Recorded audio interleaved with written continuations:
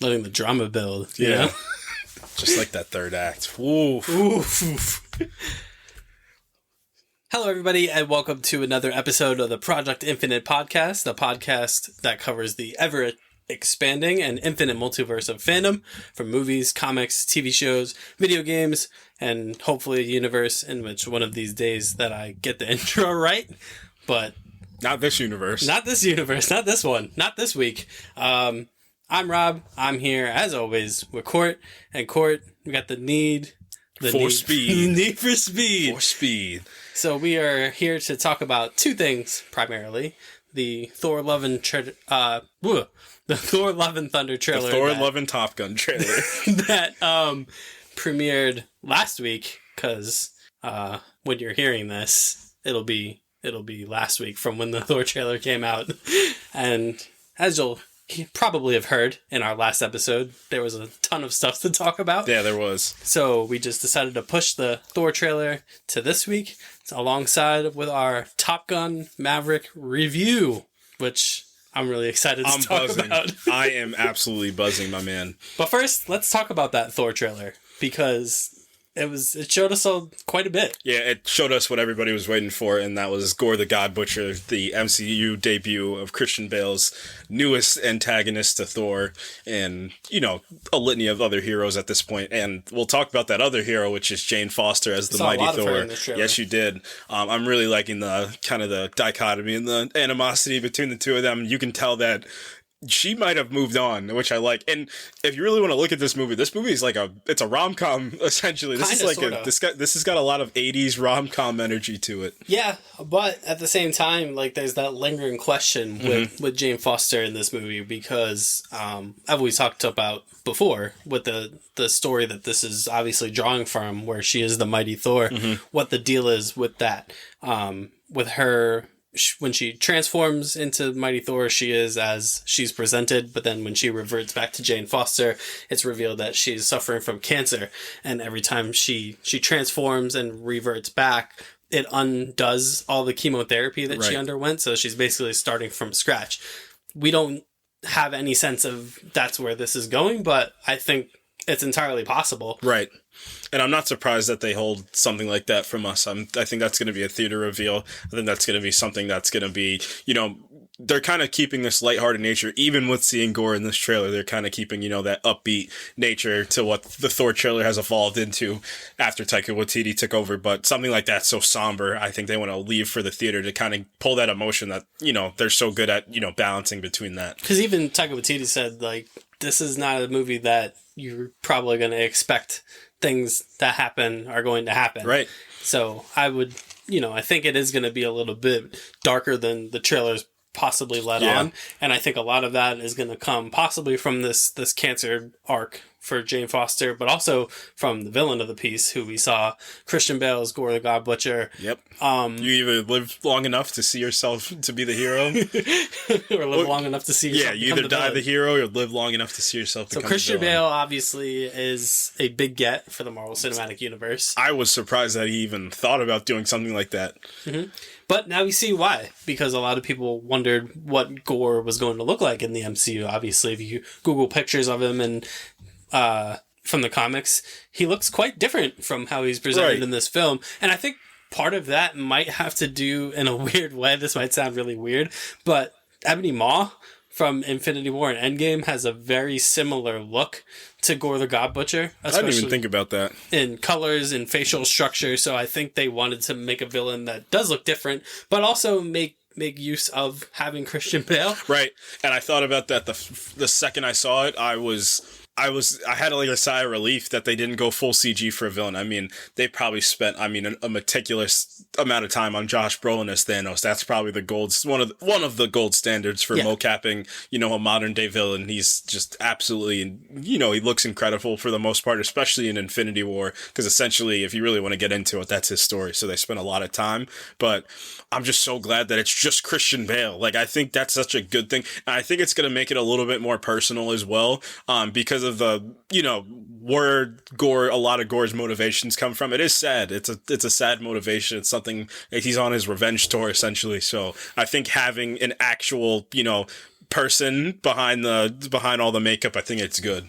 Yeah, I totally agree. I think he has some very chilling kind of verbiage that he uses in the trailer, basically, positioning himself as this, it sounds funny to say, but like this Avenger of sorts, where he's gunning for all the gods in the universe. And it's no surprise that we see not a ton, but for trailer time, it's a ton of the Olympus stuff with the Greek gods, with Russell Crowe's Zeus, who's looking very Robert Baratheon from Game of Thrones. No, it's hilarious.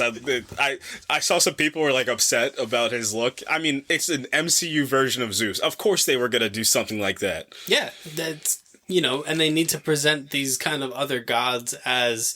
I feel like they want them to use these other gods as, like, the poster children for what Gore dislikes about them. You know what I mean? Like, right. And that's a big beat. That's a big beat that they think is going to be covered, and that's a good point. Like, they're so stuck in their hubris, and then they're like, this grandiose presentation of how they, think of themselves, but... What I really love about Gore's character from the comic is all it comes down to is I think his wife was more or less told him, like, have a little bit of faith, like, and then no God came for his answer, and his entire family died because there was no God to come to his aid. So his thought process have said, if there's not, you guys have all this power and nobody could come help me. And like Gore was essentially lucky. He got the Necro Sword because Null had a battle, on the same planet. Like, it's just like, you want to call it luck or fate. Gore's probably going to be the greatest antagonist to Thor at this point, and he's going to need two versions of himself essentially to beat him. Yeah, so we do get a look at the Necro Sword. We don't know what the MCU lore behind that is going to end up being. Yeah, I mean, so for everybody that needs... So basically how it goes, the Necro Sword are all black. It's basically Null's sword, and Null is the symbiote god. He's the one that created the symbiote, so... Amazing. Yeah, it's gonna be interesting because there is a piece of the symbiote left in the MCU from Tom Hardy's version of Venom. So, like you said, we're gonna have to wait and see. I personally don't think it's gonna be anything like that. I think they're gonna find another origin for all black, or they could do this because it's the whole ideal that the symbiotes, they cross dimensions, so like their consciousness doesn't have to keep them central to one universe. They can span universes. So there's a universe for like Topher Grace's Venom, all the experience he had that Tom Hardy knows. It'll be interesting. Yeah, and then one of the most visually intriguing parts of this trailer was what is presumably, I don't know if it's the final conflict with Gore, but it's a conflict with Gore that takes place in an entirely black and white space. Yeah, so, I mean, from the comic, the big thing is, like, what happens is, like, it's just, like, a byproduct of him using the Necro Sword. It's, like, the space around him, and he's being followed by, like, like, kind of, like, a little bit of the energy left from the sword kind of follows him and kind of drains everything around him. So I think that's just the best way to represent it. It's very sharp looking. Yeah, it is. It's pretty cool. And then the other big thing is I think what he was doing on that one planet, so essentially the whole thing comes to the head. He tries to make, like, essentially this bomb, which essentially will just wipe out all the gods all at once. It's called the God Bomb. So Nice. Yeah, of course, because comics are stupid, and we love them. But I think that might Him and the lizard should team up. Oh my gosh. What if we turned everybody into... What if we killed all the gods? What if we turned all the gods into lizards? That might be a better idea. You're onto something. Yeah, I think you're onto something. Gore, we should team up, man. But I do think that could be that part in the trailer where he kind of plunges all black into, like, that small moon. That could be his version of the God Mom. Like, they might need to stop him before he gets, like, because he can go around killing anybody, but in terms of, like, a plot of a movie, I think that's a better, like, third act thing to do, of, like, him having, like, one thing that he can kind of use to kind of, have this grandiose effect on the universe. Like, that could be really interesting. Yeah, I agree. Do you think any Avengers pop up in this, or any other characters? Maybe some of the newer characters? I'm talking Eternals. I'm talking Shang-Chi, anybody? Or you think this is going to be a little bit more central to Thor? I think it's going to be a little more central to Thor, to be honest, because they already have the Guardians of the Galaxy in this. So I don't think they necessarily need anyone else to pop up. Throw Khonshu in there. But, now that you mentioned the Eternals, like, that's going to be the question, right? For all this, especially the stuff that goes on in space. Mm-hmm. Like, now we know that they're out there. Like, what are they doing? Right. We know what some of them are doing. Well, I mean, what they're trying to do is essentially they're trying to get the rest of them back, because Arishem took... Who did he take? He took Cersei. He took Phastos, and he took Oh, he didn't take Sprite. He didn't, because Sprite's a human now. Yep. And he took, He took 3, right? yeah, he took 3, and he took, Because Drew... Kingo. He took Kingo, Yeah, because Drew, Athena, and Makari are in space, yeah. With Eros. Yeah, they're with Harry Styles. Yeah. I mean, I could maybe see Eros popping up in this. I wouldn't be surprised. That wouldn't be a bad idea. He's going to probably be like, hey, well, I mean, the other thing is, like, they have to think of a more celestial type of deal because they're not gods. They thought they were, but they're not. Right. So, yeah, I think it's going to be pretty self-contained with Thor. Like, you know, we speculated when the first trailer came out. I expect the Guardians of the Galaxy piece to be over and done with in the first act. 20 to 30 minutes, maybe. Yeah. Because this movie, I think they tagged it, this movie is looking like it's only 2 hours. So... yeah. That's another big thing that we can talk about real quick is the last 2 major MCU movies with a lot of implications on the rest of the universe have been short. And I think it's because of that thing I talked about when we were going over Doctor Strange Multiverse of Madness. It's that kind of event type of feeling that I got when I walked into the theater. It's getting more movie times. I think it's as simple as that. I think they want more movie times. I think they want kind of some domination. So, you know, throwing Thor in a theater for 2 hours versus 2:30, 2:40, and you're not going to see as much, but it helps with money. It just does. It's just the way things work. So, and there's nothing wrong with a tighter film. Mm-hmm. Oh, sure. And I think because nobody, and it's another thing, like, nobody's ever happy because we get the shorter film and people are like, oh my gosh, like, you guys left out so much, which, again, I'll never listen to that argument of you guys we didn't get to choose what they put in the movie. The people that are making the movie get to choose. And the other side of the coin is making the movie, if the movie's too long, they're like, oh my gosh, the plot was bogged down. And sometimes it's true, but sometimes it's just, you know. Yeah, I mean, I think 2 hours, 2:20 is reasonable for one of these Marvel movies. I don't think that's crazy. I mean, Infinity War and Endgame had to be what they were because of the epic that they were telling. But I mean, we don't have to litigate the runtimes of all the other MCU movies, but they run pretty much in that realm. They do. That 2 hour, 2:20 realm. That's pretty much where they all exist. Besides, you know, Infinity War, Endgame. I think No Way Home was pretty long. So No Way Home was about 2:30, I think, somewhere around there. Yeah, so I think that's about right for these movies, especially, you know, a movie like this. What else did we see in this trailer? We got more of Valkyrie. Yeah, more of Valkyrie. Funny enough, there's like a scene where she's fighting Gore, it looks like, but with Zeus's lightning bolt on top of that. So I do think this is going to be the first and last time that we see Russell Crowe. However, I do think this is going to be the first time we see Hercules because it's funny, we were just reading Civil War, and Hercules is a pretty big character. I mean, he essentially destroys the robot version of Thor in there, so they have a little bit of ties. And I mean, once Hercules kind of debuted, I mean, his comp was basically Thor because it was the Norse god versus the Greek god. Like, it was the two of them, so I wouldn't be surprised. Listen, I think you know who I want to... If Russell Crowe's going to be Zeus, I think you have Henry Cavill play Hercules and have him in the MCU for a little bit. I think that would be pretty cool. I think that's a pretty cool way to do it. If they're going to do something like that, I think it might be reserved for like a post-credit scene. Yeah, maybe Hercules shows up. Hercules like avenging the Greek gods, kind of. Yeah, if his father dies, he would have a pretty good revenge story to have. Who plays Hercules, we'll see. I think that, like you said, because they did take a shot with having Harry Styles be Eros at the end of Eternals, like having a character kind of debut in your post-credit scene. I think they did that. They did that in Winter Soldier leading into Age of Ultron. They technically did it in Eternals twice. They did do it in Eternals twice, yeah. Technically. Right. But yeah, I think and they just did it in Doctor Strange also. Oh, they did. They did do it. So that's becoming more prevalent for them. Being like, I think what that is for, you know, people complain about that type of thing, being like, oh, well, they're only putting that in the trailer so nerds will recognize them. And yeah, that's part of it. Yeah. But the other part of it is they want the casual moviegoer to be like, who's that? Yeah. Like they put like a notable actor in position so that they can like Google it when they get home. Yeah. They go home, they Google Harry Styles Eternals, and then boom, Eros pops up. Right. You know, and then they can do like the deep dive on Star Fox. Same thing for Charlize Theron as Clea. Same thing. Yeah. Like these big it's like the one piece of these characters that were missing, like the one team member of both those movies that were missing are now there. So I wouldn't be surprised if Hercules shows up in a post-credit scene to be like, what happened to my dad? I was out of here for a little bit. Because Hercules is he's a demigod. No, he is, yeah. So he doesn't have to be on Olympus all the time. He could be out doing things. Right. And I mean, Thor essentially is a demigod himself too. They're not so. Yeah, I wouldn't. Here's the hoping that Henry Cavill gets another chance to be a strong man from a different universe. Yeah, because DC apparently Superman anytime. Yeah, soon.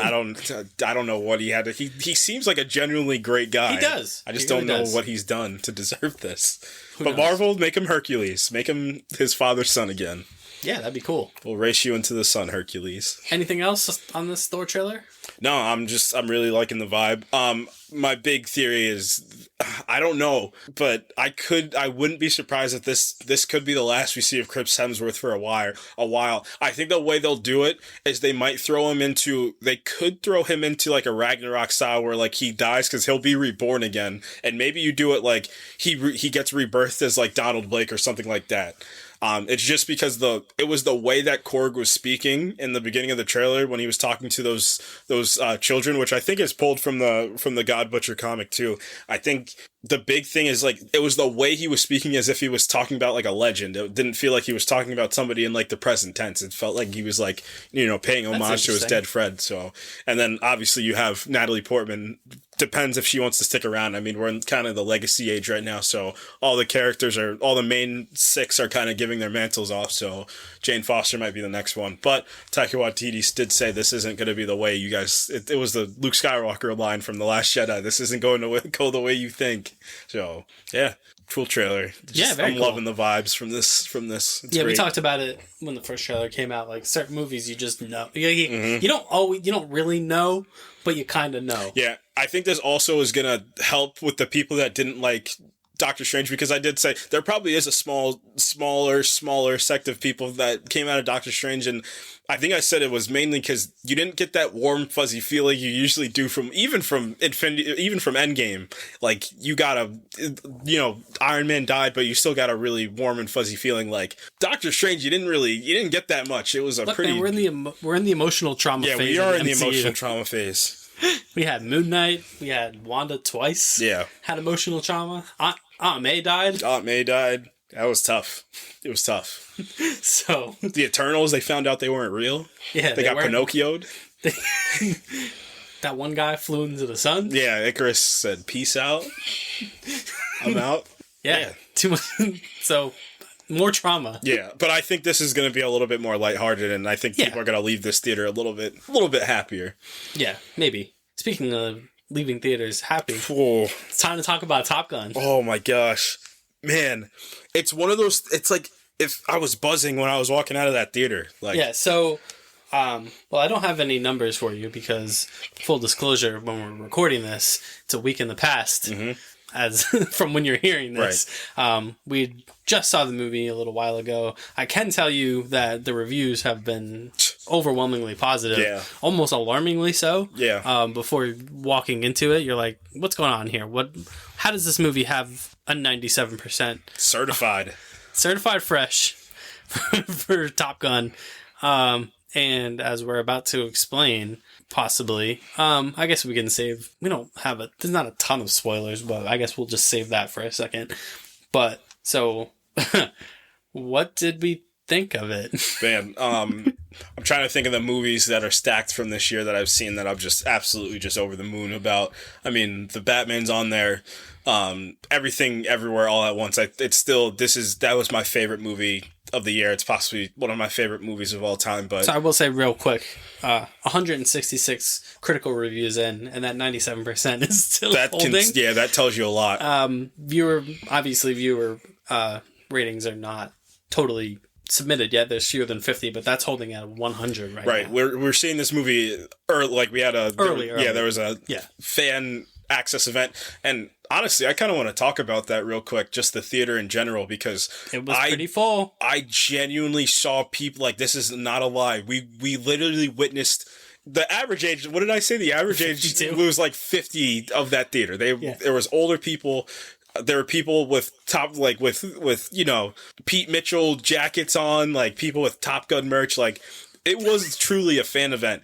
And then, like, you're like, okay, these people are older. They definitely saw the first Top Gun when it came out. Cool. And then the movie starts. But that's one of my favorite, like, euphoric feelings coming out of a theater and, like, being there. Like I said, no lie. There were people on the edge of their seats. Like, people leaned forward, fully engaged in this movie. The one woman sitting next to you was like, oh my gosh, ramping up. She was getting, but I felt it. Like, I felt every bit. That movie is a perfect example of how to keep an audience engaged from start to finish. Like, it has this hold over you the whole time. It's like the perfect, like, pot of, like, soup. Like, it's got all the right ingredients. It's got, like, your nostalgia. It's got tension. It's got action. It's got drama. It has everything encompassed into there. It's just one of the best theater experiences I've had in a while. And a lot of the reviews were saying that. And then going to see it, I 100% know what they're talking about. Yeah. So just backing up real quick, just a brief synopsis of what this movie is about, because it is a sequel to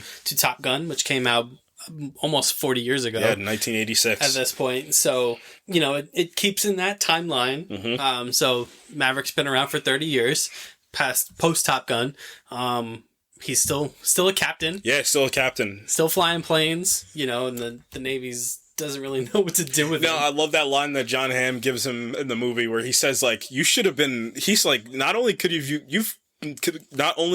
have been like an admiral, like, you could have been like a senator, like, you genuinely could have taken this like any way you've wanted to. Yeah, you're like a hero. Yeah. Top Gun. Yeah. You're like one of the only people that's like shot down enemy planes, like, in the modern age. Like, you're a legend. Like, why are you still flying planes? He's just like, That's who I am. It's who I am. Like, I have it blazed into my DNA. He says it later in the movie. This is not what I am. It's who I am. Yeah, right. Is what he says. So yeah, and then, you know, classic plot of kind of the aging. This is really an aging gunslinger movie. It is. What this is. Yeah. He gets called to action for one more mission. Right. But not in the way that he wants. Yeah, he's a teacher. Yep. He's a teacher this time, and I really like that. This kind of new age for Tom Cruise. I'm trying to think of the Tom Cruise movies. He's not really a teacher in most of them. He's usually the guy doing the action. So preface that him being a teacher with one of the people that he has to teach, that really lends to, you know, a big bulk of where the emotional core of this movie is from. And it's not a spoiler to say, because it's in the movie or in the trailers, that it's Miles Teller is Goose's son. Rooster. Codename Rooster. Yeah. Everybody's got code names. Get used to code names. Yeah. Because everybody's got a code name. We're going to use a lot of code names in this. Everyone's got a code name. So Miles Teller is Rooster. He is the son of Goose, who dies in the first Top Gun movie. Was it Tom Cruise's fault? Who's to say? Who's to say? It could have been Tom Cruise's, you know, it's his fate. It's not his fatal flaw from the character, but it's like the one thing that makes him human. It's just it's not his irrationality, but it's his sense of, like, it's the go get him nature. Like, he can't turn it off to try to break rules, to bend rules, to kind of, you know, get the mission done. And there is a young Maverick in this movie. Yeah. And it's not Miles Teller, it's Glenn Powell, who plays codename Hangman in this movie, and he is like the Maverick of this crew. So you took it more that he was Maverick? Yeah. I took it more that he was more like Iceman, of anything, because they even framed the last shot of him to kind of be like Iceman, so, because it's the same thing. Iceman was kind of the jerk the whole time, and then he kind of earned his respect from the last dogfight. I think he's I think I got Maverick vibes from him because he's like the rule breaker of like the crew, and everyone kind of acknowledges him such, but he's like the worst parts of Maverick, right? He's, you know, arrogant, he can do it all, but in the worst way. So he's kind of like a hybrid, honestly, of Iceman and Maverick. Like, he's kind of plays both sides of that, right? Because he doesn't play by the rules, but also to his own self-interest. Whereas Maverick is really just kind of like a thrill seeker. And I think Miles Teller kind of takes the role of Maverick after Goose died, but before the final dogfight in the original Top Gun. Yeah. I think that's where Rooster kind of hangs his hat most of the movie. Yep. So who else is in this? Val Kilmer is in this. For brief. Yeah, non-spoiler. We'll keep that non-spoiler related, but yeah, he does return as Iceman. We have all the other people and flying the plane. You have Monica Barbaro as Phoenix. She was good. She was good. She was kind of like the tether to like the rest of the crew, because like the rest of the crew is kind of, you know, they try to bring out what personality they can, but they're kind of hit or miss, except for Lewis Pullman, Bob Pullman's son. Yeah. Bill Pullman's son, who plays Bob, codename Bob. Right. That's just Bob. He's really the only other one that gets any type of kind of personality. Right. He's like the quirky nerd guy, basically, in the group. That saves their butts at some point. Like, he's just... It's normal. It's, like, normal for your ragtag team. Yeah, and then everyone else is kind of just got their code names, and they're just kind of there, which, in my mind, I was like, is this like the expendable group? Like, is something going to happen to this, you know what's funny? To these guys? As you know, kind of dumb as that sounds and like how cheesy that could be, what it does, and I didn't even think about it until we got to the third act, it immediately adds the tension because at that point you're kind of invested in them at least the slightest. So the fact that they could be expendable, you kind of feel it now, because now when they're flying that third act, you feel like, oh, one of them, you think one of them's going to go like that whole time. And it's really good storytelling in my opinion. And then you mentioned John Hamm earlier, who's kind of he's the admiral. Yeah. He's above Tom Cruise. He's kind of like lording over him. He'll tell him like, you better not do that. You better not go off the reservation, Maverick. And he's like, I'm gonna. And he does quite a bit. Oh yeah, he lives off the reservation. And then you have Charles Parnell plays an admiral. It's a bunch of admirals. A lot of admirals in this movie. And then the other person I had not talked about yet, Jennifer Connelly is in this as Penny Benjamin. She is the love interest. Yeah, for in lack of a better term, she's the one that kind of grounds him back to reality. She's that tether that's not in the air for him to kind of give him more stakes, in my opinion, because what it really comes down to is like nothing's keeping him to the ground. Like he should live in the air, but she kind of brings him back to reality a little bit and understands there could be a little bit more to flying. Yeah. Or a little bit more than flying. So that's pretty much the nuts and bolts of it. Maverick's back for one that they literally tell him it's his last shot. Yeah, they, as cool as it is for an audience to be like, oh cool, Tom Cruise is back in the air. The Navy doesn't see it that way. They really want to ground him because he just takes too many risks. You find out that kind of Iceman's been the one that's been keeping him in the air because of his admiration, but the rest of these admirals don't feel that for Tom Cruise. So yep. Final non-spoilery thoughts. Definitely see this in the theater. Yeah. It's a must. Maybe in the first week if you can, because by the time we're talking about this, it's not going to be the first week, but 100% this is the theater experience. I mean, Hans Zimmer comes on. I feel like Hans Zimmer comes on for legacy scores and it's just like, yeah, just add your grandiose, final thoughts to this. Clear out. I got this. Yeah. Yeah, so yeah, it's a spectacle. It's everything that you could want in a Top Gun movie. Like if you're concerned whether or not this lives up to the legacy of the original, it does so in spades. Makes it inherently watchable for a 2022 audience. It really can. It really gets you both, in my opinion. It gets you the legacy audience, which we saw, and it gets you some newcomers as well with the visuals, which we're about to talk about because we're gonna leap into spoilers. So, man, there are some incredible sequences in this movie. Absolutely incredible. Some of the best I've seen, just point blank. Period. And I'd like to think I've seen quite a bit of movies. I like how this movie is paced. Yeah, you got even like from the very beginning, you get like intense plane flying sequence, then you get like story sequence, then you get intense plane flying sequence, and then more story. It grounds you. It's like you're in the air and then it grounds you because you can't live your life in the air. That's why these planes have, fuel. Like you can't just fly forever. You have to go back to reality for a little bit. And the reality for Maverick for a lot of it was the base of his character arc in this was kind of this teacher, but it was also he had to atone for what happened to Goose, and having to look at Rooster definitely doesn't help. Yeah, so we get a little bit of backstory on about how Maverick basically tried his best to keep Rooster out of the Navy. Pulled his papers when he applied for the academy, set him back 4 years of his development because you've come to find out that he made a promise to Goose's mother or Rooster's mother. Jeez, why does one have to be Rooster? Why does one have to be Goose? Because continuity. Because birds. He made a promise to Goose's wife, Rooster's mother, that he would not allow Rooster to be in the Navy. And mission failed, Maverick. Yeah, so you find out that she unfortunately passed away off screen, and that it's later revealed in the movie that she was the one that like you just said, like she was the one that didn't want him in the sky. But from Rooster's perspective, that it was basically, it was Maverick because he didn't essentially.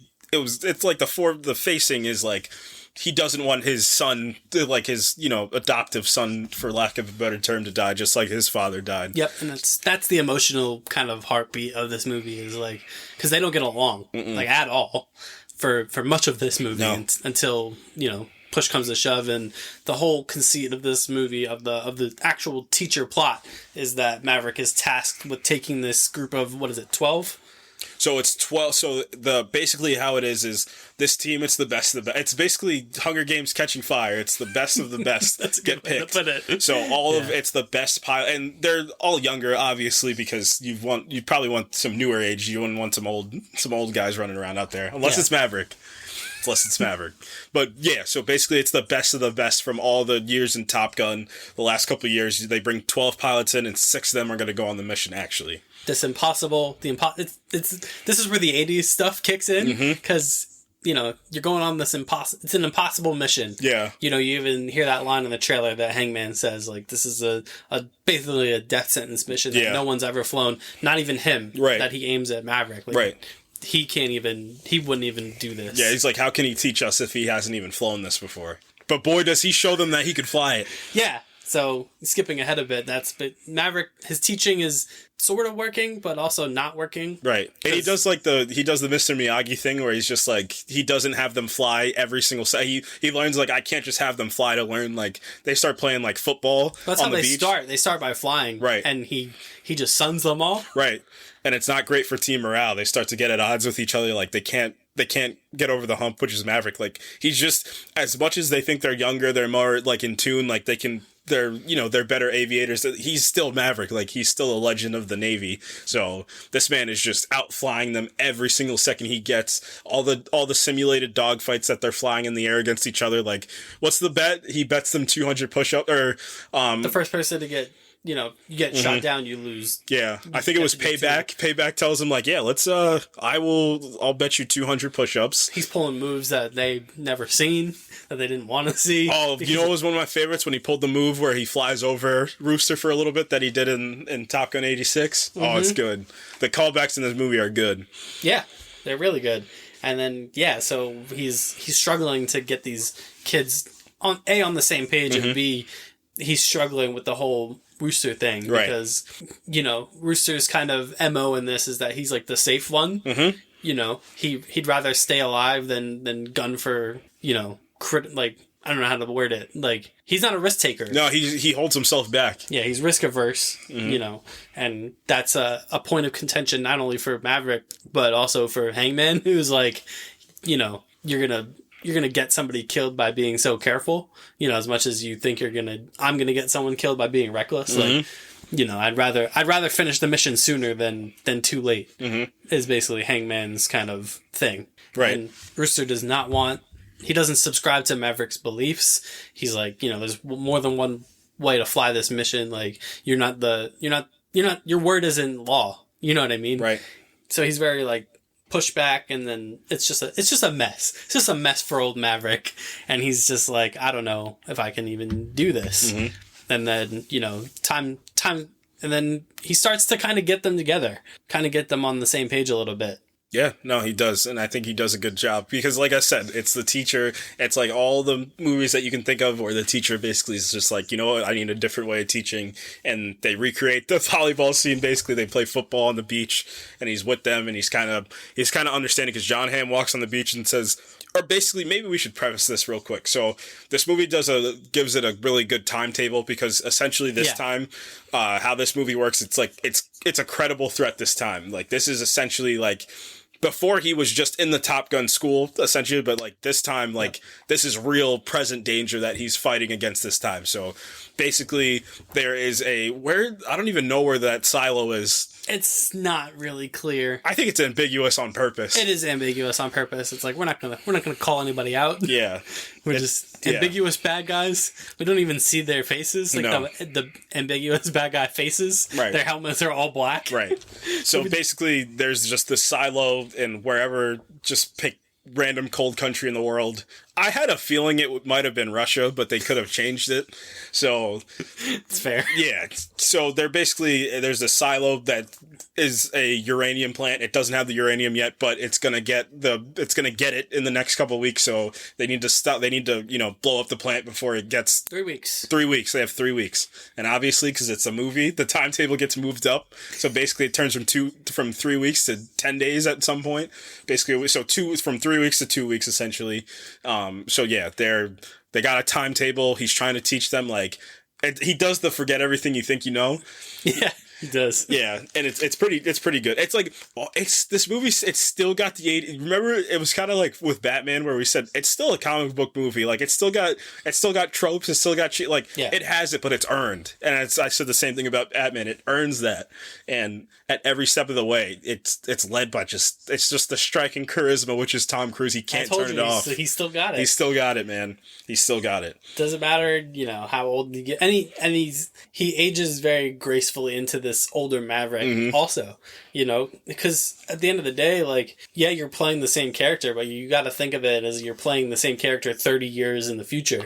So he can't play it the same. Right. He's not the same, like, pretty boy, Maverick, for lack of a better word. He's more aged. He knows this is kind of his last shot. Yeah, he feels much more Captain Pete Mitchell than he does Maverick.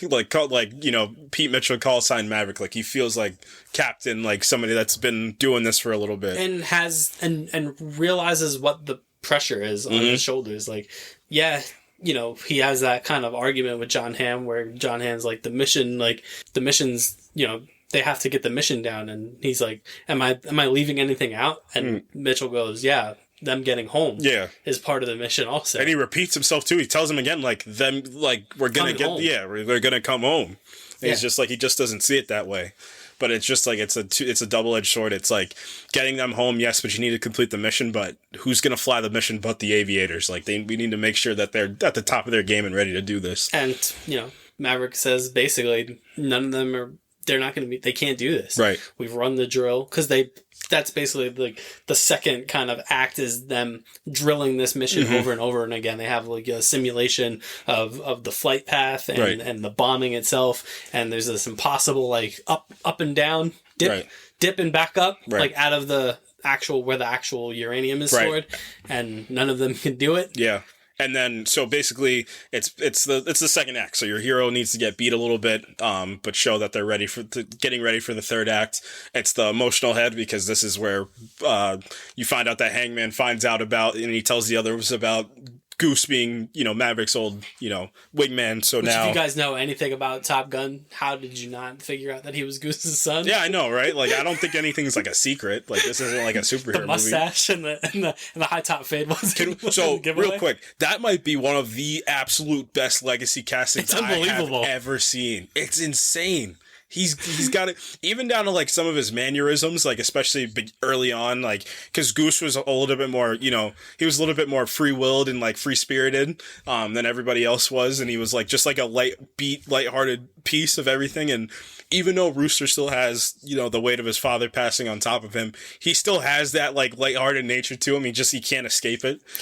Because the first time you see him is when they're all in the bar, Jennifer Connelly's bar, and all the other aviators are in their military dress. And then here comes Goose waltzing in with a Hawaiian shirt, open with a tank top and the aviator sunglasses, and then he swaggers in and he does the Great Balls of Fire at the piano from the first movie. When that's when you get to see some real good acting from Tom Cruise in that scene, because he gets thrown out of the bar because Jennifer Connelly's having fun with him. Yeah, she is. So he gets tossed out of the bar and he sees Rooster at the piano, and it flashes back to the full scene from Top Gun, and he sells it with his face. And I love good facial acting, as I talked about in the Doctor Strange review.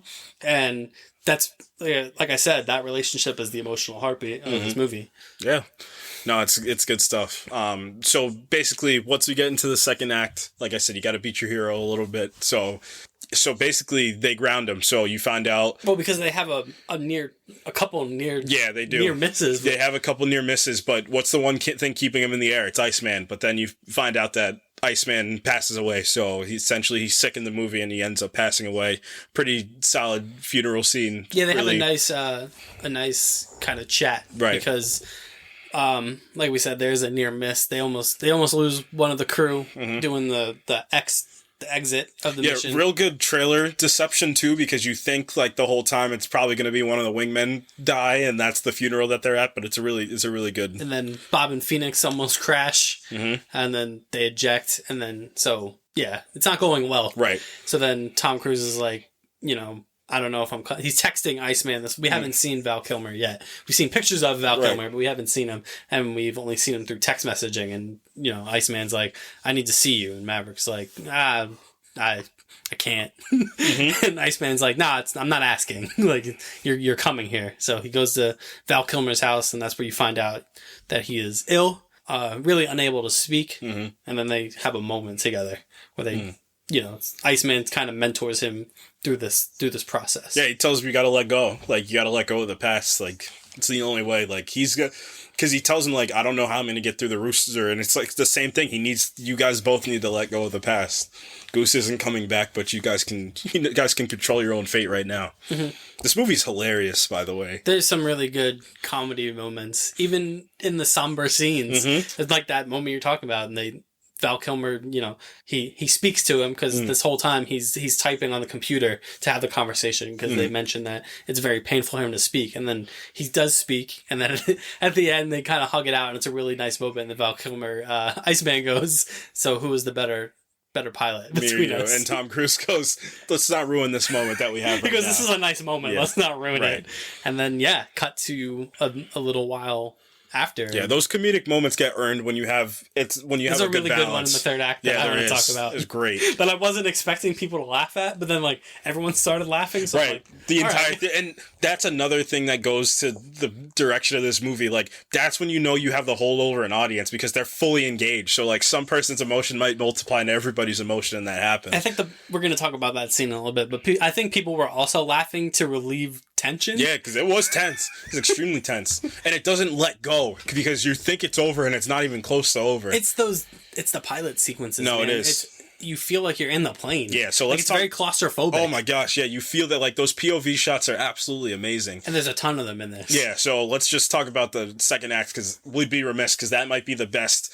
I mean, the third act sequence is the best. The actual action of them doing what they've been training for this whole time. Yeah, from the second that he gets lifted up onto the top of the aircraft carrier, you feel the tension. You're locking in. It's like it is like the 80s third act. Like, it's so good. Well, I told you, it's like that. The whole movie, but really that third act is like getting on a roller coaster. Oh my gosh, like it's good. When he's lifting up to get in the plane, it's like you're strapping in. You're like, oh, here we go. Right. But yeah, back to the second act. So yeah, Iceman passes, and then John Hamm steps in, and he's like, you're out. Says, yeah, you're done. Like, you don't have Iceman to save you this time. I never wanted you here. Now Iceman's gone, and I'm gonna take it. John Hamm basically says, I'm taking over. So basically he goes back to all them, and this is after the team is sold on Maverick's idea. They're sold on it. They're finally a team this time. And then basically he tells them, we're gonna put the time to 4 minutes. Basically John Hamm's telling them, like, we're gonna play it safe. Mission over man. Like, we're gonna play it safe. Like, if you guys are gonna fight in the air, like, if you guys don't make it back, you don't make it back. He doesn't say it, but it's implied. Like, yeah, you're gonna, because the whole conceit is they can't fly above a certain altitude because they'll get missiled to death, and they have to get in and out before a certain amount of time, because the ambiguous enemy has better technology, better planes, and they just won't survive an out-and-out dogfight. And John Hamm's like, nah, screw all that. Yeah. If you guys get in a dogfight, you either win or you die. Yeah. Right. And everyone's like, what? Right. So basically, Tom Cruise does what he does best. He did it in 86. Because he has a heart-to-heart with Jennifer Connelly. And he's like, I don't know. I don't know what to do. I'm benched. I'm done. Yeah. I got no way out. Yeah, and she basically tells him, like, You were in Top Gun. Yeah, you were. What have you done for the last movie and a half? You're Johnny Top Gun. Yeah, break the rules. Like, go do what you do best. Go break the rules. Go disobey some orders and go do the right thing. And oh boy, does he do! So basically, in the first, this movie starts fast. So basically, the beginning of the movie is, it's mostly beat for beat the original Top Gun. It's just a lot of aircraft carrier cool stuff. Planes landing, it's cool. And then it jumps into Tom Cruise. So basically you find out he's basically just like a test pilot at this point, but he's testing new technology for the Navy/Air Force. Not just testing new technology, testing technology for people that not even fly planes. Right, yeah. He's just basically seeing if the plane can stand up. And because he needs that, he's that thrill seeker. He's still got it in him. So basically he disobeys an order then. He says, you know what? The schedule was that for them to test to get to 9Gs. He says that Mach 9, yep. Mach 9. They basically get to Mach 2. He's like, whatever my favorite character in that movie was, the guy with the glasses, I loved him. He basically tells them, the admiral's another admiral's coming to shut down this entire program. And they're like, what if we just do it? Because he says, if this thing can't hit Mach 10, we're shutting it down. Mm-hmm. And he's like, well, the test today was for Mach 9. Yeah. And Maverick's like, why don't we just shoot for Mach 10 and see what happens? Right. It's a really, really great start to the movie. Just get you engaged like that. Reminds you who Maverick is. Mm-hmm. He's the thrill-seeking, renegade. The renegade. Yeah, he doesn't care. He's the Maverick. He's the gunslinger. That's who he is. So remember all that. So we get to the end of the second act, and basically John Hamm tells them, like, you know what, we're gonna do this my way. We're gonna slow it down a little bit, and like you said, you guys are gonna dogfight it in the air. If you guys make it back, cool. If you don't, you don't. Too bad. And then because they don't think they can get so it's basically a time thing. Like, they can't reach the time. Like, nobody's reached the time, and Maverick's like, you know what? It's what great leaders do. They're not gonna show you by telling you. They're gonna show you by example. So again, him defying the rules, he flies in. They tell him, we don't have you for a flight schedule. He said, yeah, but I got to show these kids what's up. So yeah. So the original time that Maverick had set for them was 3 minutes. Yeah. Then they had to kick it down to 2:30. And then John Maverick kicks it to 2:15. Yeah, John Hamm kicks it up to 4 minutes. Because it's more time than they need, but it's not enough time for them to survive. But he shows them, I can get this done in 2:15. He even has some seconds to spare when he does it too. He was moving. So basically, they're like in a canyon, so they need to kind of weave through the canyon. Very pod racing. Yeah. Then they have to invert and go down into a valley, and then hit the airstrike, and then come back up. Hit 2 airstrikes. Hit one team has to hit one, then the second team has to hit one. That's it. They kept saying, like, you need to have like 2 miracles in this just to get out of the canyon to fight the other fighter pilots. So it's great. And then you need the most intriguing thing is after you lay the airstrike, you have to basically go, vertical up, and you're going so fast and so high up. What did you say? It's like 2,000 pounds of pressure on you. Like, you're basically hitting, spine, you're going to hit 9+ Gs when you do it. 10, so, I think he says. So, and then you have to dodge missiles. And then you have to dodge missiles, and then you could possibly have other fighter pilots on you. Yeah. Impossible. Yeah. He does it. He does it. And it's such a good sequence. It's such, we're basically, the audience is the same as like the other pilots, and they're like, all the other pilots are like on the edge of their seat, just like we are. Yeah, he's just gonna do it. Yeah, and it's great.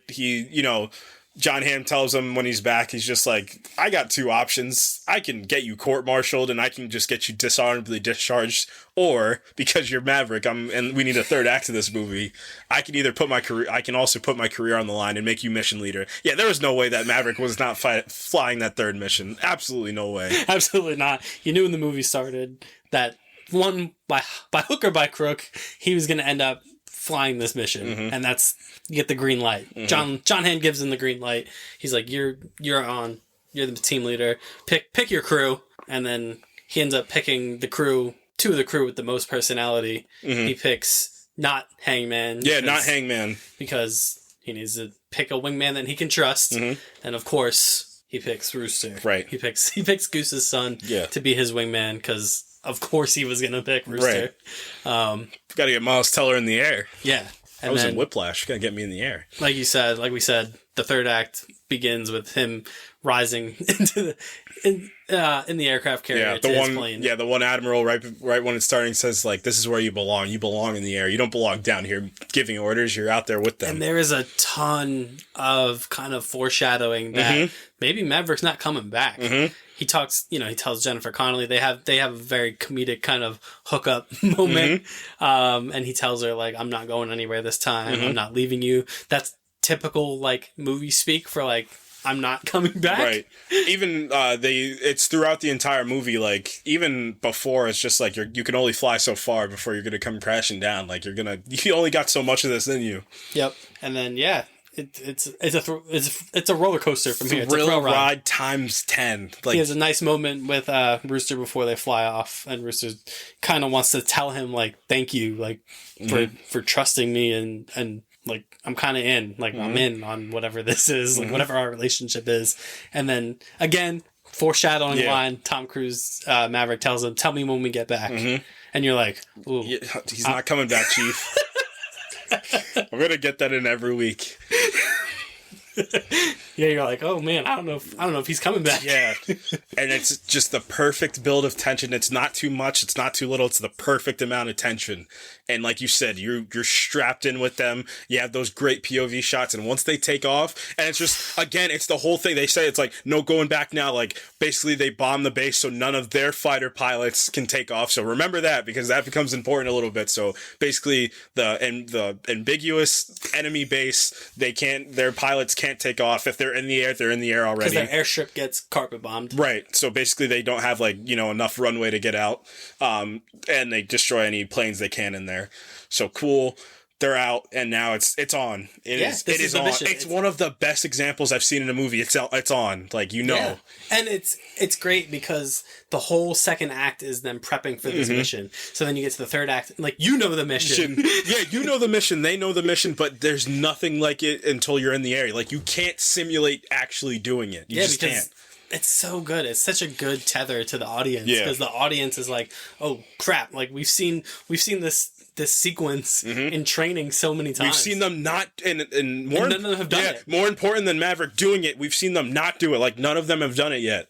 Yeah, and you're just like, it's such a good tether. It's so good, and you're like, and you feel it when they say there's no going back. You're like, oh shoot! Like it's funny. Like people were on there, like they were like checking their phones, like what's that third act kicked on? Like I saw everybody was glued to that screen. Like there was nothing that can break anything. Like that was full engagement in the story that was being told. And then it's on. It is on. Yeah, we launched into this third act. So basically, they're doing it, and Rooster. So basically, they're flying in the formation. So basically, Maverick's got Bob and Phoenix. He's got Bob and Phoenix. And I think Rooster's got... Who does he have? He has Hangman and... no, Hangman's not there. Not Hangman, sorry. He's got Payback and... Flyboy? Or, the other one?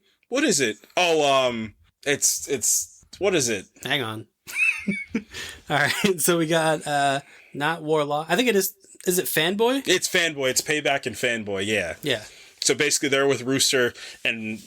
Again, just calling back to earlier, he can't. Rooster's kind of slowing them down. So Rooster gonna rooster. Yeah, Maverick's out. And what's the best comp for Phoenix? She's a character that keeps becoming more prevalent in media. She reminds me of like the Jessica Henwick character in Matrix Resurrections. Yeah, she's the one that's doing everything right. That's with the protagonist the whole time, but it's not like the secondary. She'd be the main character if this wasn't a Top Gun movie. Yeah, if you switch the perspective, she could be the main character. But yeah, so she's with them. And they're going. Bob's like we said, he's like that nerdy, but he's got everything unlocked. Like it's a good team, but Rooster's falling behind.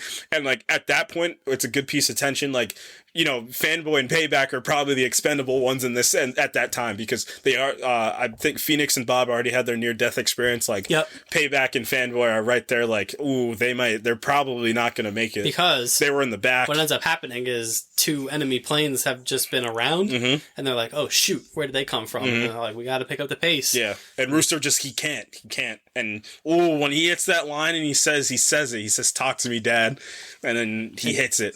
And Maverick also goes like, "Come on, kid." Yeah. Like, because the through line of Maverick's like, you can't think when you're up there. You think you're dead. You just have to do. And he goes, "Come on, kid. I know you can do this." And then Rooster's like, "All right, let's roll." And he rolls. maybe even faster than I thought they were gonna hit the Danger Zone song. Once that happened, I thought they were gonna hit it when he says just like and then they tell him like, oh, I didn't think not that fast, Rooster, like slow down, like he was moving. Yep. So yeah, they get there. Obviously, something's got to go because the great Leonard Snart line: you make a plan, throw away the plan, make a new plan. Yep. So basically, you know, Maverick and Phoenix, they get their part is done. They're getting up there. And then, obviously, something's got to go wrong. So, yep. Fanboy can't locate the target, so Brewster's got to eyeball it. He does the Tony Stark from Civil War. Yeah, he said, I'm eyeballing it. And he gets it because it's the third act of an action movie. He just gets it Nails it in one. Oh, man, it's so cool. It's so cool. This movie's cool. Yeah, and you're just like, yes! Yes, you're in there. You're with it. He did it. He did it. He did the thing. And then, here we go. Dogfight. The exit. The exit, yeah. Well, first there's missiles being fired right, at them, yeah. Which is what they expected. Right. And, yeah. And then, shoot, you know, they're using flares. This is tension. It's so tense because you're like, someone's going down. Somebody's going, you think it the whole time. You don't know who it's going to be. Everybody gets their near death. Spoiler alert. It's Maverick. Yeah, it is Maverick. Maverick goes down. Pulls a great move because Rooster, he's out of flares. The enemy's right behind him. You think it's over, and then Maverick pulls a great move, flies right over him, lays his last set of flares down, and he gets blown out of the sky, so Rooster gets away. So Maverick's on the ambiguous, snowy ground. Well, we didn't even get that far yet. We got to Maverick. Oh, yeah. Maverick went down, and then everyone's like, what do you mean Maverick went down? This is a Top Gun movie. Yeah. Yeah, I thought that was it for him. I thought that was it. Because they make it a point to say no parachute. We didn't see a parachute deployed. And then all the kids, well, Rooster first is like, do we have like a location? Like, we have to go back. And John Hamm's like, absolutely not. Right, yeah. Like, get out of there. You know, we can't risk all of you guys just to save one pilot. Like, it's not going to happen. Then Hangman, who's like back on the aircraft carrier, he goes, like, he requests permission to go basically get in there and try and get to Maverick. And they're like, absolutely not. Everybody come back. Like, we did our mission. Mission success. Like, and honestly, losing Maverick isn't the worst thing. Yeah. Now he can get his stars. He's cool. He can get a medal. Yeah. We got all the kids are safe. If anyone was expendable in this group, it was him. Maverick. Yeah. We don't have to worry about him. Hangman's a pretty good pilot. Maybe he could teach Top Gun in 20 years. Cut to Tom Cruise. He's alive. Behind enemy lines. Behind enemy lines. Yeah. And there's a helicopter that's shooting at him. He's running away. Is it good guy helicopter or bad guy helicopter? Bad guy helicopter. It's bad guy helicopter. Shooting at him. Oh no. It's curtains. Curtains. But then Ex Machina flies in. It's Rooster. He came back for him. And then I'll let you go off because I think was this what you were talking about? Yeah. So, yeah, there's a missile out of nowhere. Missile flies in off screen, blows up the helicopter, and Tom Cruise is like, what is going on here? Then it's Rooster. He's like, I got you, old man. And then, kaboom, Rooster gets shot down. And then, like, again, that tension piece, you're like, oh, God. Yeah. Like, he's going to die saving Tom Cruise. Why would you come back for me? Yeah. And then Rooster deploys his parachute, and Tom Cruise, classic Tom Cruise running sequence. Yeah. That I didn't expect in a Top Gun movie, but we got one. Right. Running through the woods, and he recovers Rooster. And like I said, I think people laughed at this scene just to relieve the tension because everyone was happy that those two guys were okay. Tom Cruise is like, what were you thinking? And Rooster goes, you told me not to think. Yeah. And then it was quiet for a second, and then one person laughed, and then the whole theater was laughing. It was great. It was great. And just when you think it's over, like, no, it's not over. There was like a first half and a second half just in the third act. Like there was multiple. So now they're gonna get home. And it becomes like behind enemy lines. Yeah, they go on a stealth mission. Yeah, way more footwork in this Top Gun movie than I was ready for.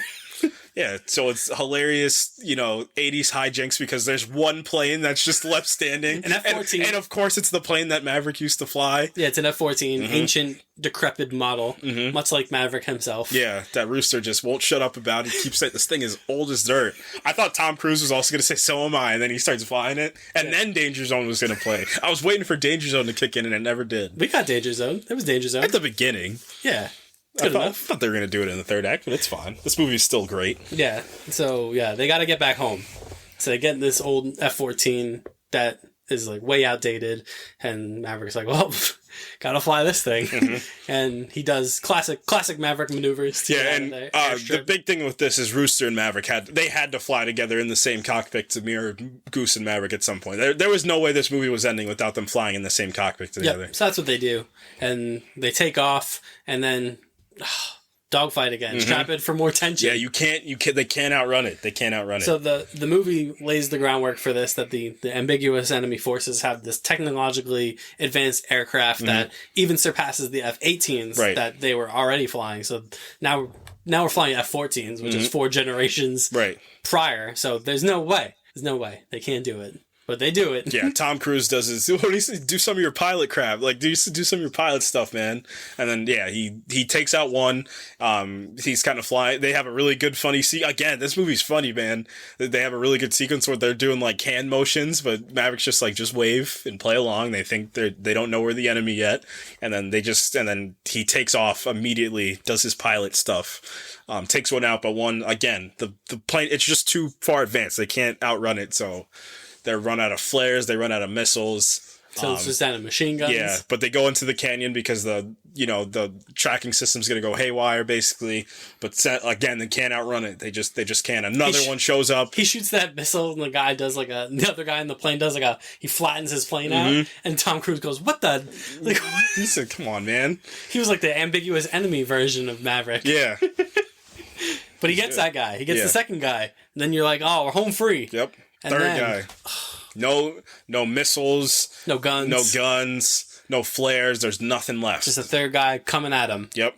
They keep getting hit. It gets closer and closer. Fires a missile, and Maverick's like, you gotta eject. Like, this is the Goose Maverick moment. Yep, again. Yep. Gotta eject. And he can't. Can't. Old plane doesn't work. And then another Deus Ex missile appears. Yeah. Hangman. Let's go. If you thought Hangman if he was bad Iceman, he's good Iceman. So yeah. He's like, what's up, idiots? Yeah. Oh man, he's perfect. He's perfect. He gives him the whole pilot on a regular commercial aircraft, speak. He's just like, ladies and gentlemen, welcome to your flight. Just make sure your tray tables are. It's great. Yeah, he's like, what's up, idiots? I've saved you. Yeah. So Hangman goes from, I guess, in my opinion, his call sign went from leaving people out to hang so he can take out the enemy to never leaving somebody out to hang. It's good. It's a good little arc for him. Yeah, I enjoyed that. Yeah. He's good, and then we're home free. Man, I was absolutely on cloud nine when they got back on the aircraft carrier, and it's just the same thing as the third act from '86. Oh, it's good, man. They're all hugging. It's like getting off a roller coaster. You're like, geez, Louise, I did not want to do that ever again. Yeah. Oh my gosh. They're all there. They're hugging it out. They do the same mirroring as Iceman and Maverick with Rooster and Hangman, and he shakes his hand again. And he's just like, what did he tell him? I forget what he tells him. I forget, but he makes mention that he shot down 2 planes. Yeah. Phoenix comes in and she's like, well, Maverick's got 5 now, so that makes him the ace. So Maverick's still the best. Yeah, but Hangman's pretty good. Hangman's also pretty good himself. And then, yeah, we kind of get like our post-mortem. Maverick and Rooster are kind of like together, kind of, sort of. Yeah. They're back at the hangar, working on Maverick's plane, and then Jennifer Connelly shows up again. And she's just like, you want to do this? You want to be my daughter's stepdad, probably? You want to hook up Tom Cruise? Yeah. And he's like, yep. Yeah, it's 1993 again. Yep. And then they get in Maverick's little propeller plane and fly off, and then we get the classic 80s credits rolling over the final scene. With Lady Gaga, with her early contention for Song of the Year at the Oscars next year. A great mix of old and new, which is what this movie turns out to be. Very, very good that he flies off into the sunset, which he deserves. Man, this movie was a thrill ride, start to finish. Kept you engaged, kept you caring about the characters, and that's what every great movie should do. Spectacle's one thing, but you need to keep engaged with your characters and kind of live through them, and does an amazing job at that. Agreed. Couldn't agree more. Like I said, it's the perfect. You said it when we walked out that this is what this type of movie should be. Yeah, we're living in this world of legacy movies left and right. I think this is the best legacy movie that we've gotten. I'd say so. Pretty easily.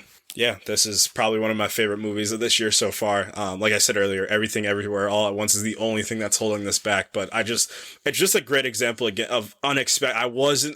I knew when the first trailer dropped, film nerd me was just like, oh, this looks cool. They did a lot of stuff, looks practical. Tom Cruise is back, cool. But I could have never imagined it reached the heights. And maybe it's because I watched Top Gun like 2 days ago, but I don't think it's that. I just think this is, and it's funny. I told you when we were walking out, Christopher McQuarrie and him are like a match made in heaven for caring about what you're doing. You're not just making action movies to make action movies, which I think happens a little too much nowadays.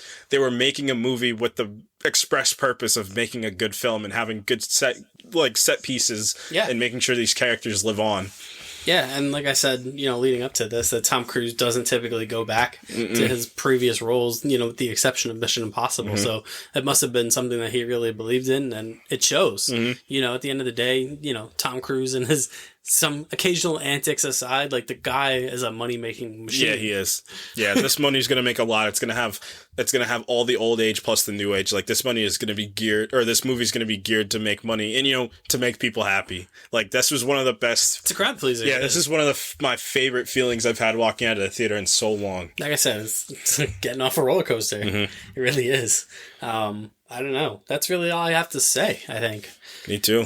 That's it. It's sensational. Mm-hmm. It really is. It pleasantly surprised me. Mm-hmm. I thought it was going to be good, but I walked out thinking it was better than that. It's one of the best pictures of this year so far. Yeah, I would totally agree with that. So that's it for capping the 80s for now. Yeah. Next week, we're going to look at some Star Wars stuff. Yes. Because Obi-Wan, by the time you guys hear this, Obi-Wan's first 2 episodes, 3. Yeah. Actually, by the time this comes out, 3.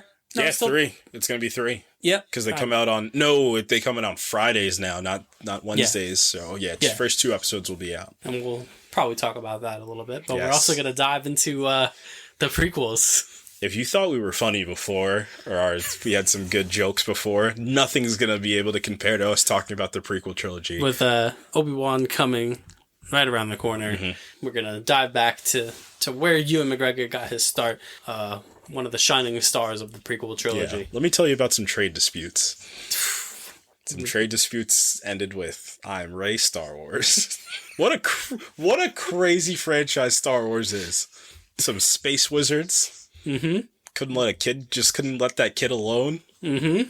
They would have just left Anakin alone. So much would have been better. Liam Neeson. Look what you did. Yeah, look what you did, Liam Neeson. Bad dad. Bad surrogate dad? Bad surrogate dad. Maverick, good surrogate dad. Good intentions. Good intentions. John Top Gun. With his son, Johnny Top Gun Jr. John Top Gun Jr. John Top Gun Jr. John T.G. Jr. Yeah. Man, what a good casting that was. That's literally Little Goose. It's perfect. Yeah. That's what they should have called him. Little Goose. Little Goose. They should have called him like Duck or something. Yeah. Good stuff. Yeah. We can't really talk about what we've been doing because we're filming this in the future. Recording this on the same time that we're recording another episode. Yeah, we're in the future. So I don't want to repeat ourselves too much. We can't. So I guess we're just gonna that's it for Top Gun. Go see it because it's great. It is great. Like I said, if you enjoy roller coasters, you'll enjoy this movie. Yeah. Because this movie's like being on a roller coaster, especially in that third act. Like I said, you're strapping in when they're strapping in, and you don't get off until they get off, and you're like, whew. And you're gonna feel that need for speed. That being said, guess we're the Goose and Maverick of this. I guess I don't usually name myself in these. It's usually but you have to. But I guess this week I have to. 2 peas in a pod. Goose and Maverick. Ha! Peas in a pod. Peas on a pod, I guess. Yeah, now this is pod racing. This is podcasting. You should have saved that one for next week. We should have. But yeah, you can follow us on Twitter. I guess at Twitter. It doesn't matter. At twitter.com. Twitter.com. At Elon Musk presents twitter.com. / so it's Project INF _pod on Twitter. He's losing the socials. This movie's got him frazzled. You can follow us on Facebook. You can follow us on Instagram. At the Project Infinite Pod. Thank you. And if you are a fan of other podcasts, you can check us out. By the time this is out, this episode should be out. A Real Page Turner.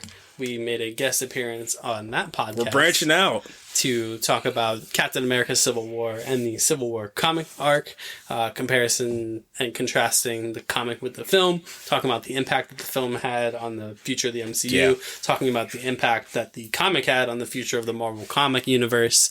That was real fun. Yeah. So we got a chance to do that. Mara and Donnie are amazing people. I had a lot of fun talking to them. Two of my friends from graduate school that have launched their own podcast, and it's a literature and film podcast in which they do things like this, where they compare and contrast books to film. This episode that they did was their first foray into comparing a comic book to film, which I thought was very cool of them to reach out to us to do, and for them to even feature a comic book on a podcast like that. I thought was very cool. So check that out when it is out. Until then, from me, the Maverick of the podcast. Oh, you took Maverick? and the goose of the podcast. I'm the gunslinger of this thing. I'm the one that goes out there. Or do you want to be the rooster of the podcast? No, so you don't die. I think I'm Maverick of this because I got the hair. But I have the not following the rules of anything. Do you? Yeah, I don't follow the rules. I don't know about all that. I break the rules all the time in here. I get real preachy in here. I said that one thing during the Boba Fett episode. Remember? Yeah. And that other thing about Iron Man and Doctor Strange. Yeah, that was, woo. Man. All right, guys. We'll see you next week. We'll see you in the danger zone. We're going to talk about Star Wars. We'll see you then. Goodbye. Peace.